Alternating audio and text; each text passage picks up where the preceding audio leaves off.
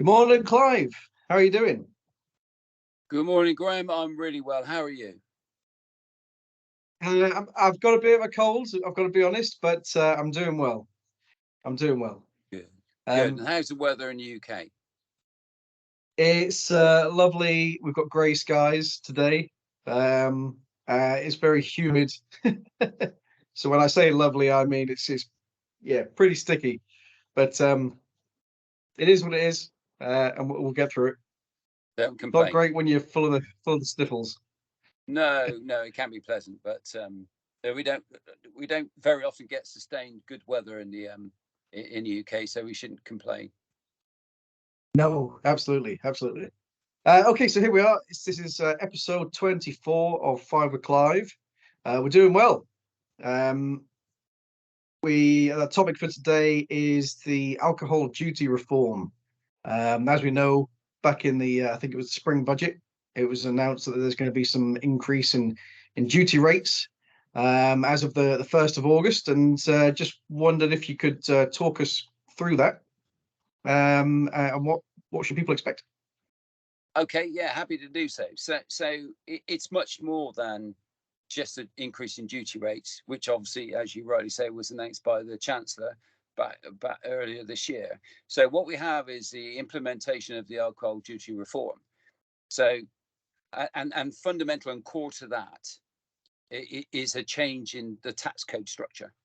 So and the basis on which duty is calculated, along with obviously a hike in interest, or sorry, of duty rates in line with RPI. So in some instances, over 10% increase in duty, alcohol duty rates. So we got three aspects here that come into play 1st of August. So first and foremost, we need to urge our members to engage with their software providers, our duty management software providers, because they will need to recode their system to accommodate ADR 1st of August. There is a really narrow window of implementation. I've seen sites of obviously one of our members, our software members, and their engagement, proactive engagement with their client base in terms of what that time frame looks like. And there is a small window to make this migration. You're looking at midnight on the 31st of July, uh, a small window in which you need to change effectively the tax structure within your duty management system.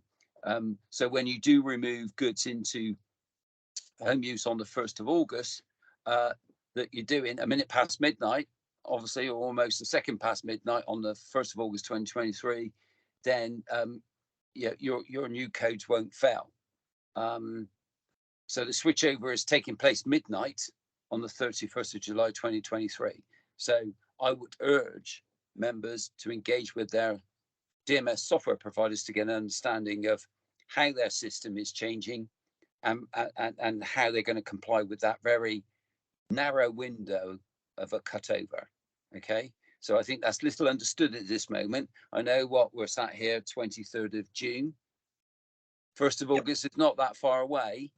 Need to be engaging with your software provider and understand what that migration plan looks like. Okay, because what we going back to the changes, we now have 49 tax codes where we previously had 38, so an increase of 11. We've got a change in way in which the duty is calculated. So we previous to that we have banding in wine. It's all about the ABV now. And when we look at spirits, potentially you could have 4 duty rates affecting spirits where we had effectively 1. But depending on the ABV, you can have 4 rates applied to a spirit. Unlikely, but it's possible. So it's something you absolutely need to look at, the products that you've got in warehouse as at the 31st of July, and then make those changes, in a very narrow window, reconfigure your stock in excise warehousing and associate the new tax codes to those stocks, both at product and its stock level. And that's the reason you need to engage with your software provider and say, well, how do we do this? How do we reflect these new tax codes across our stock in warehouse in readiness for the 1st of August? Yeah. One point of clarity as well, I would also add to that, and we've had questions around it. Do commodity code changes as part of ADR? Well, we had a call earlier today, as you know, you were on the call with our monthly update with HMRC. I posed that question to HMRC because I couldn't see anything on the internet or the HMRC web portal to suggest commodity codes were changing. Absolutely, they are not changing. Okay, so they are as they are. So, it's all about the tax code structure change, the tax codes themselves changing, the way in which duty is calculated within those tax codes, but no commodity code changes, which does throw up a question which we did have from one member. Is it possible to have more than one tax code associated to a commodity code? Answer to that is yes. Okay, so again, got to be engaging with your software. I can't urge that enough. I've said it more than once, but you do, as a warehouse keeper, need to be engaging with your DMS provider and say, right, how's your system changing? What do we need to do to our stock records on that stock in warehouse at the 31st of July to be able to comply with the new requirements? Yeah. Yeah, it's interesting thing that you say. It takes place on the 1st of August, but I mean, as of today, that's roughly 5 or 6 weeks away, which isn't that long in the grand scheme of things. It isn't that long. Obviously, any stock that flows in on the 1st of August and beyond, you land under the new tax code structure. But you've got to familiarise yourself with those new tax codes.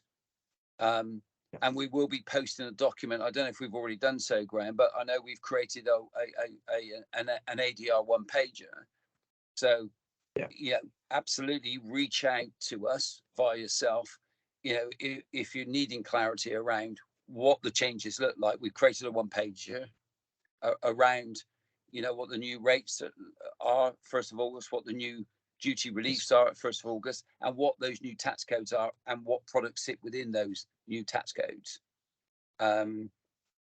So please go to the website. I don't know if we posted that on the website yet, Graham. That ADR one. No, but we can share it with this. I'll put a link on the website as well. Yeah, and go there, and then if any questions, obviously they can raise those through yourself, and then we can, as we do and have been doing, giving guidance and advice around what that looks like. But fundamentally, it's about the IT solution you use to manage the duty around those products that needs to be changed to accommodate the changes. So it's engaging with those software providers is the key aspect. But if we can give them access to that ADR document we created earlier this week, then I think that will be invaluable to have an understanding of what ADR is going to look like. Yeah. Excellent. Okay. Well, I hope that helps everyone. And thanks for sharing the knowledge, Clive. And obviously we'll keep everyone updated on any further updates that we get, and any other guidance that we can provide. I mean, that's a pretty high level, simplistic kind of overview of ADR. But absolutely refer to our webpage, refer to that one page that we've created, and absolutely engage with your software provider. You need to be prepared for this. Otherwise, removals that you undertake from your excise warehouse beyond 1 second past midnight on the 1st of August will fail. If you don't want to be in that scenario where you've got goods gone but your declarations are failing. So please look to address it in good time. There's not a lot of time, but you know, warehouse keepers do need to address this prior to 1st of August. So yeah, be prepared. Absolutely. That's an old scout motto, isn't it? Is that? It was Baden Powell, I believe, Was it? that came out with that, wasn't it? Yeah. Be prepared. Yeah, absolutely. Be prepared. Okay, thanks very much, Clive. I'll catch you on the next one. Yeah, we'll do. You have a great day and a great weekend. And you, all the best. You take care. All right, bye-bye.